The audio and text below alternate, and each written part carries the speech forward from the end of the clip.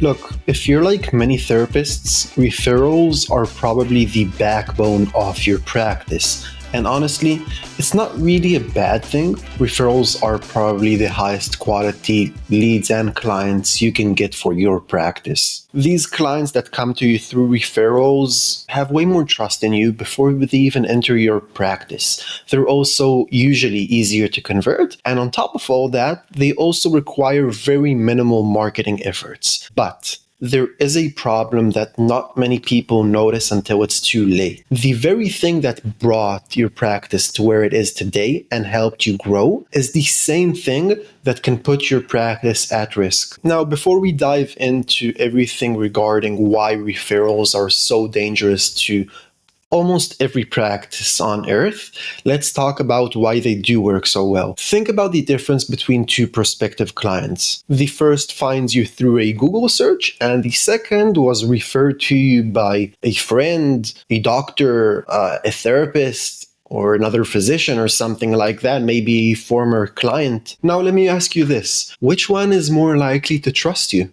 Which one is more likely to schedule a session with you? Which one is less likely to keep shopping around? For 9 out of 10 cases, usually it's the person being referred. And because they were referred by someone that has some sort of relationship with them, maybe they work with them, maybe they're friends, maybe it's their physician, their doctor, no matter what, you have plenty of benefits. One of them being trust. Trust gets transferred to you, not completely like they trust the person who referred them to you, but they trust you more than they would trust some random therapist. There are also other benefits. For example, skepticism. Skepticism is way lower because they haven't just randomly stumbled across your site. They've actually been referred by someone they trust, and that person thinks that you and the referred person would be a good fit. So that's that. They also actually seek therapy or were recommended to go to therapy. So it's not just some random ad you post and that person sees and they're like, I don't know if I want to go to therapy. They were recommended by someone they trust to go to you for therapy. And on top of all that, the chances of them being a good fit specifically for you are way, way higher. This means that they'll be less price sensitive because they know you're the exact fit also for them. And also, they are more likely to convert. I know I've stated plenty of benefits up until now, but there's actually one that's more important than the rest, which is referrals are probably the cheapest acquisition channel. So let me be clear. Referrals do work. They worked in the past and they'll continue to work in the future. So as we discussed, referrals are amazing. They aren't the problem. The problem begins when referrals become your entire growth and maintenance strategy. So there are 3 different types of traps that you can fall into with referrals. Trap 1, the control problem.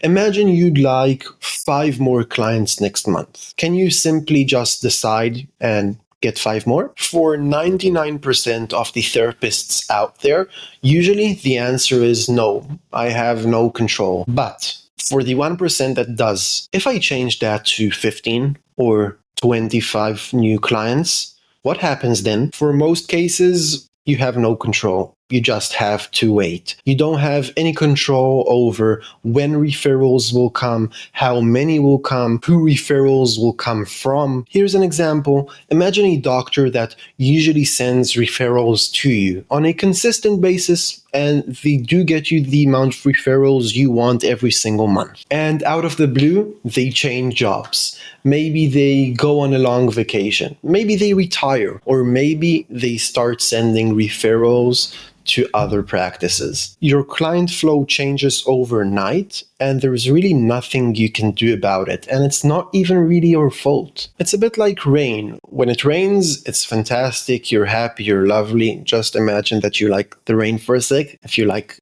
the summer, I'm sorry. But it's free, it's abundant, and you don't have much to do about it. It just happens. But the problem is that you don't control at all when it rains.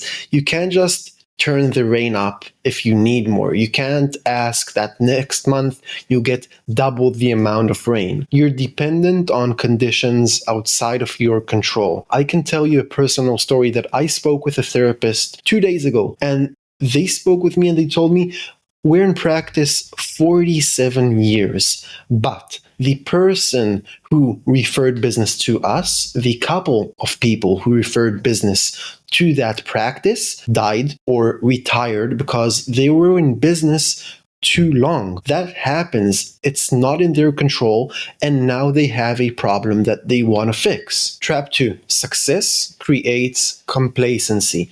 A lot of therapists that I speak with who get business from referrals are very happy with where they are at, but solely getting clients from referrals makes you complacent. Let's say that referrals are coming in consistently, your calendar is completely full, maybe you even have a waiting list, and you start sending people elsewhere. Life is good, business is good, you're happy, and naturally you get complacent and marketing falls to the bottom of the priority list. You don't update your website, you don't update your Psychology Today profile, you stop posting content on social media, and you stop building more referral relationships. And don't get me wrong, this happens to the best of us. Also myself included, it happens to me as well. But you must learn to fight this tendency. When your caseload is full, it's probably the best time to start and strengthen your marketing. It doesn't matter if you want to hire therapists under you or you want to keep operating as a solo practitioner. If you do want to hire therapists under you and your caseload isn't even pretty full, it's pretty clear why you want to work on your marketing. But let's talk for a sec on why it makes sense for solo practitioners, even if they are full at the moment. If you don't want to grow and expand and your practice already has a waiting list, that can change in a month or two. This is why your practice sometimes has periods where it's completely prosperous, you have a huge waiting list, but sometimes you're struggling to get clients. It creates this never-ending cycle where you learn the marketing techniques and methods, even get more referrals, you implement them into your practice, you work hard, you stay motivated, you do the right things, and after enough time and effort, your practice is where you want it to be. But then you start getting lazy and complacent. You stop working on your marketing, you're not that motivated anymore, and slowly but surely that waiting list of yours starts to shrink down, and now you're not fully booked anymore, and you start freaking out and you don't know what to do, and you start learning marketing all over again. You have two options here for how to handle this problem. First one, push through the pain and don't be complacent. You can also ask for someone to help you with this, make sure they keep you accountable. And secondly, is also push through the pain, but after you've done something once and you know it works 100% of the time if someone does it correctly, you outsource it to someone else who'll do the work for you so you can keep your focus on different things. And if you won't do this, your practice will never be where you want it to be. And now to the last trap, trap 3, dependency. Let me ask you a question. What percentage of your referrals come from your top referral source? For most people and practices, the answer is 30 to 60%. And if one person drives 30, 40, 50, 60, for some cases 100% of the new business that comes to your practice, that's not a referral source. That's a business risk. And same with trap 1. What happens if they retire? What happens if the organization policy changes? What if they move away? Or what if they start referring elsewhere? You didn't do anything wrong. You had no control. No mistake was made except the one that you relied solely on your referrals. Yet, the flow of clients dramatically changes. The main takeaway here is that when one source controls a large chunk of the new business that comes to your practice, you become vulnerable. And here's how the most successful practices out there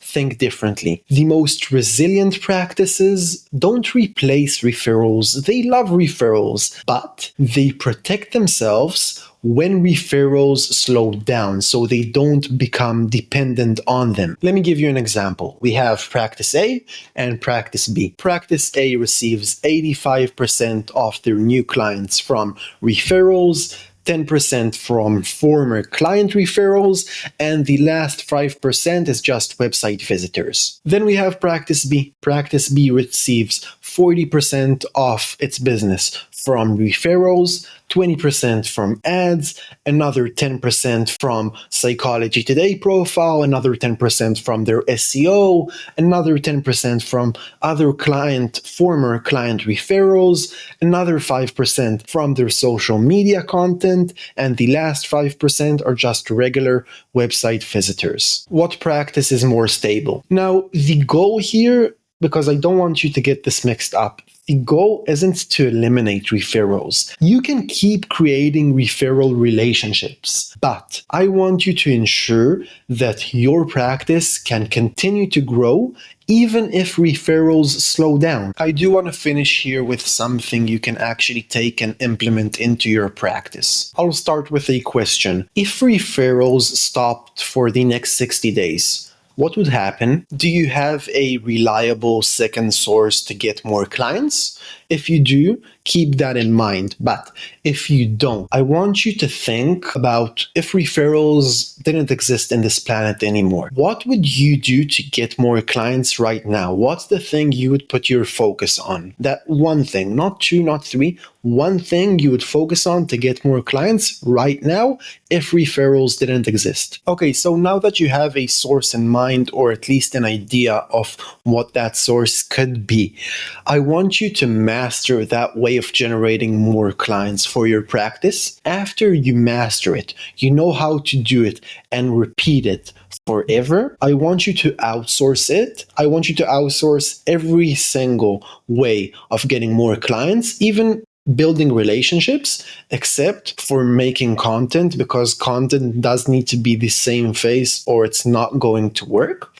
And to repeat the cycle, think about that referral source that you currently have that you mastered, and think to yourself, what would happen if that didn't exist? What would I do? Then go to the next one. Build it, master it, outsource it, and then keep repeating the cycle until you have more clients than you could ever dream of. Just to sum everything up, referrals are a great way to get more clients to your practice. Don't get me wrong here. But they are most valuable when they are used for a source of growth, not for a source of dependency. Remember, the healthiest practices aren't the ones that get the most referrals. They are the ones that continue to grow and scale even if referrals slow down. That's how you avoid the referral trap.